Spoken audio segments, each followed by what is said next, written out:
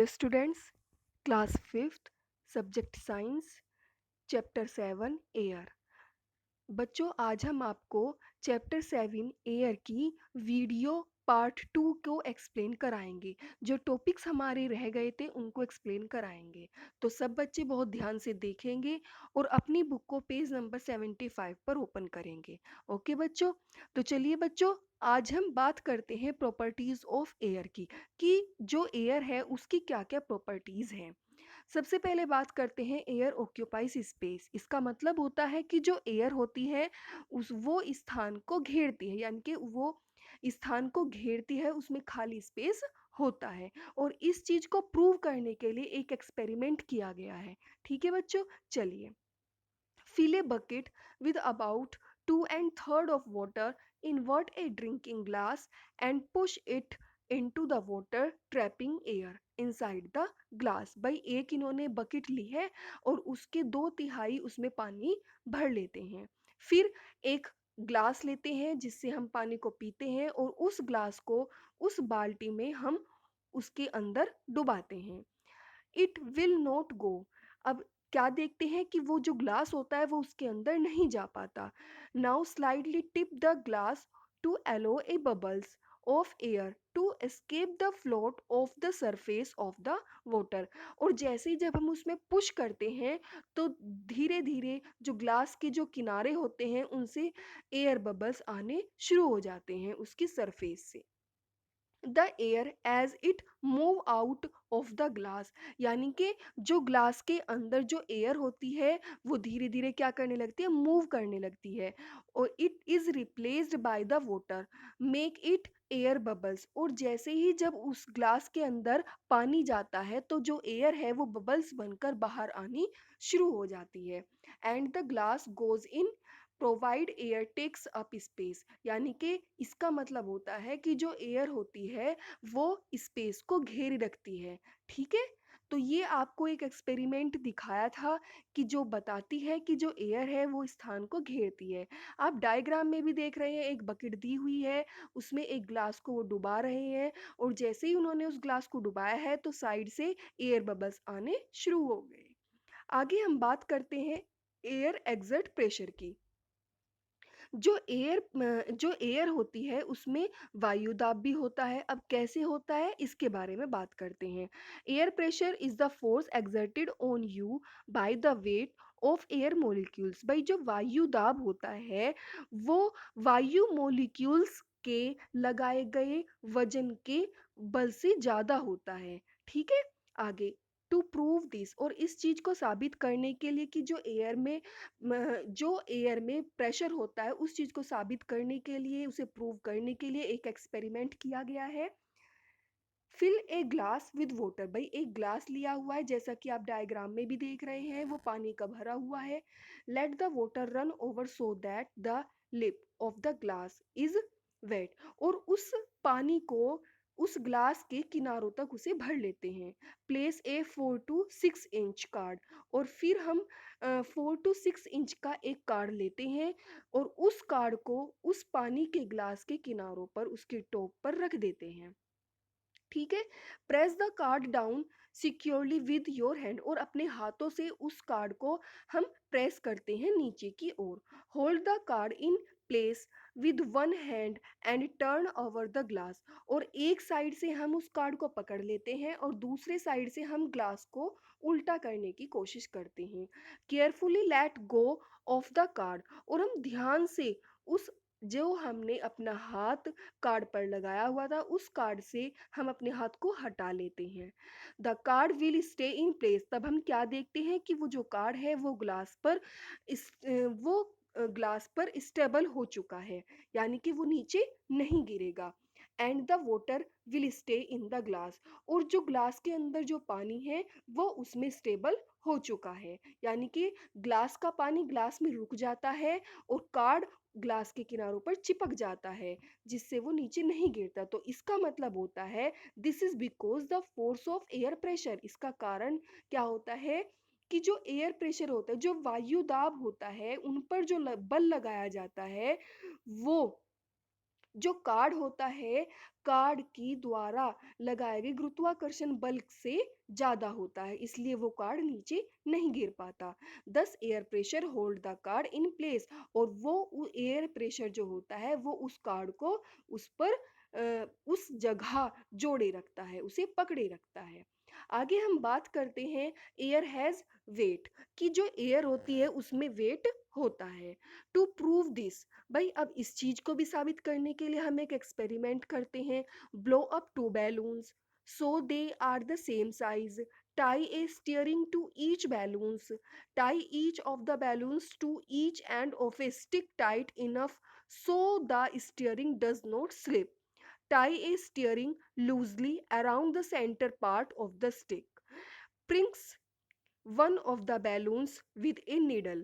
The stick moved upward on the side where the balloon was deflated. This shows that air has weight. भाई जो air है उसमें wait होता है, और इस चीज़ को साबित करने के लिए एक एक्सपेरिमेंट किया गया है, जैसे कि आप डायग्राम में भी देख रहे हैं कि हमें दो सेम साइज़ के फूले हुए बैलून दिए गए हैं, जिनको हमने एक स्टिक से दोनों साइड अलग अलग बैलून्स को बांधा हुआ है, और बीच में एक नीडल लगाई हुई है जो कि हमें दिखाती है कि हाँ दोनों का जो वेट है वो इक्वल है या नहीं है। अब हम धीरे धीरे क्या करते हैं कि एक नीडल लेते हैं और दोनों में से किसी भी एक बैलून्स के पास उसे लेकर आते हैं, और जैसे ही हम किसी भी एक बैलून्स के पास नीडल लेकर आते हैं तो जैसे ही वो गुब्बारा फूट जाता है, वो बैलून फूट जाता है, तब हम क्या देखते हैं, जो स्टिक होती है वो फूले हुए जो फूला हुआ बैलून होता है उसकी ओर झुक जाती है, तो उसका मतलब होता है कि एयर में वेट होता है, वजन होता है। आगे हम बात करते हैं air is needed for burning. भाई जो एयर होती है, किसी भी चीज़ को जलाने के लिए हमें एयर की ज़रूरत होती है। अब इस चीज़ को भी हम प्रूव करने के लिए एक एक्सपेरिमेंट करते हैं, जैसा कि आप डायग्राम में भी देख रहे हैं कि एक कैंडल जलती हुई कैंडल दी हुई है। ठीक है, अब देखते हैं इसका एक्सपेरिमेंट हम कैसे करेंगे।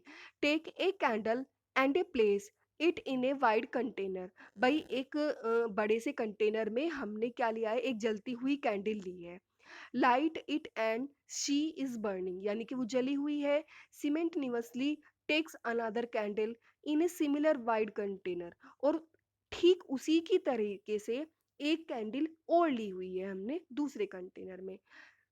Light it and cover it with a glass, और फिर उनमें से एक जलती हुई कैंडल को हमने एक ग्लास से कवर कर देते हैं।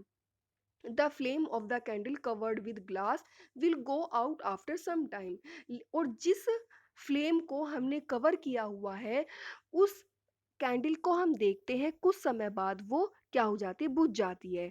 दिस इज बिकॉज, ऐसा क्यों होता है, उसका क्या रीजन है। The candle will use up all the oxygen.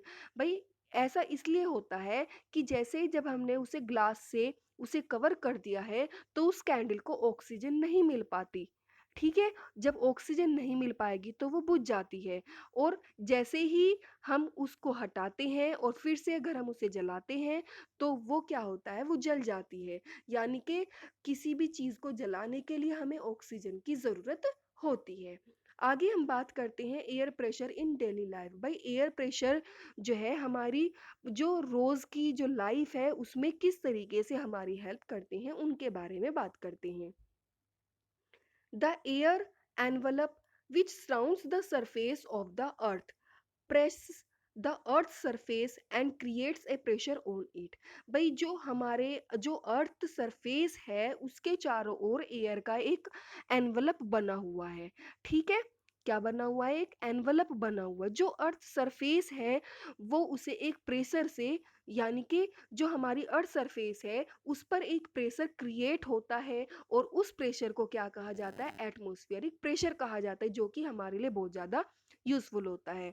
Air exert pressure on us as well, और जो एयर प्रेशर होता है वो हमारे लिए बहुत ज़्यादा यूजफुल होता है, और कैसे होता है, किन किन तरीक़ों से होता है उनके बारे में बात करते हैं। However we have air inside our body.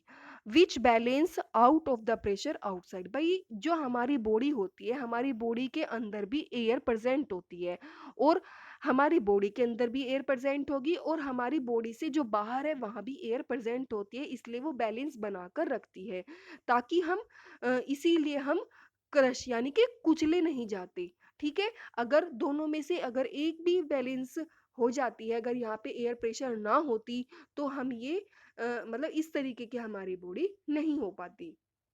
आगे, इन अवर एवरीडे लाइफ, कुछ एवरीडे लाइफ के कुछ एग्जाम्पल्स हैं एटमॉस्फेरिक प्रेशर के, जो कि हमारी लाइफ में और बहुत सारे कामों में हमारी हेल्प करते हैं। We are able to drink liquid using a straw, the sucking action on straw remove the air, and the air pressure on the drink causes it to rise in the straw and into our mouth। जो आपने देखा होगा, जैसे ही हम juice वाले की किसी भी शॉप पर जाते हैं और हम जूस पीते हैं, तो हमें जूस पीने के साथ साथ, या जूस पिए या फिर कोई भी लिक्विड पीने की चीज़ पीते हैं, तो हम क्या पीते हैं, एक स्ट्रॉ दिया जाता है, एक पाइप सा दिया जाता है, जिससे हम क्या करते हैं, उसे उस लिक्विड ड्रिंक में डालते हैं, और कैसे करते हैं, सक करते हैं, यानी कि उसे चूसते हैं, अपने अंदर को एयर लेते हैं, और वो जो जूस है, वो लिक्विड जो चीज़ है, वो हमारे माउथ में जाती है। तो यानी कि ये इसमें भी जो एयर प्रेशर होता है वो हमारी हेल्प करता है। आगे हम बात करते हैं, doctors are able to use syringe to give injection। The air is removed from the syringe by pushing in the plunger, and the liquid medicine rises rises into the syringe when the plunger is pulled। भाई जैसे कि आप देखते हो कि doctor जो है syringe का यूज करता है इंजेक्शन को देने के लिए। ठीक है, यानी कि सिरिंज से इंजेक्शन को जब लेता है, तो वो क्या करता है, वो इंजेक्शन से उसे खींचता है, तो उसके जो अंदर की जो एयर होती है वो सारी रिमूव हो जाती है, और जो भी लिक्विड मेडिसिन होती है वो इंजेक्शन के अंदर चली जाती है। और जैसे इंजेक्शन के अंदर जाती है, और जब किसी को वो इंजेक्शन लगाया जाता है, तब उसे पुश किया जाता है, और जो भी लिक्विड चीज़ें होती हैं वो उसके अंदर चली जाती है, तो इसमें भी एयर प्रेशर का काम आता है। आगे हम बात करते हैं, the working of an ink dropper is also based on a similar concept. जो इंक ड्रॉपर होता है वो भी सेम इन्हीं कंसेप्ट के समान काम करता है। आगे कुछ यूजेस दिए गए हैं। First uses, solid CO2 also known as dry ice is use as refrigerate. भाई जो सॉलिड CO2 होती है, उसे ड्राई आइस भी कहा जाता है, जिसका यूज किया जाता है रेफ्रिजरेटर में। ठीक है, आगे, balloons and tyres are inflated without compressed air. भाई जो बैलून्स होते हैं, टायर्स होते हैं, उनमें कंप्रेस्ड एयर का इस्तेमाल किया जाता है। CO2 can be dissolve in water. भाई जो CO2 होता है वो वाटर में डिजोल्व घुली हुई होती है, और उसका यूज़ किया जाता है सॉफ्ट ड्रिंक बनाने के लिए। जो कोल्ड ड्रिंक वगैरह होती है ना, उनको बनाने के लिए इस्तेमाल किया जाता है। आगे, wind blow because of air pressure. भाई जो विंड ब्लो होती हैं, जो एयर बनती हैं, वो एयर प्रेशर के कारण बनती हैं। Heat of air by the sun. जो एयर होती है वो हीट होती है, किसके कारण होती है, सन के कारण होती है, जिससे कि वो एयर प्रेशर में चेंज हो जाती है, और जिसके परिणाम स्वरूप लैंड ब्रिज और सी ब्रिज बनते हैं। नेक्स्ट आता है, CO2 is used in fire executor to put out fire. और CO2 का यूज किया जाता है जब कहीं पे भी आग लग जाती है, और उस आग को बुझाने के फायर एग्जीक्यूटर का इस्तेमाल किया जाता है, ताकि आग को बुझाई जा सके। ठीक है बच्चों, यहाँ पर मैंने आपको चैप्टर 7 की कंप्लीट हमारी एक्सप्लेनेशन हो चुकी है। तो सभी बच्चे बहुत ध्यान से इन वीडियो को देखेंगे और समझेंगे, और अगर कुछ चीज़ें ऐसी हैं जो आपको समझ नहीं आती हैं, तो वो आप मुझसे मैसेज में पूछ सकते हैं। ओके बच्चों, थैंक यू सो मच।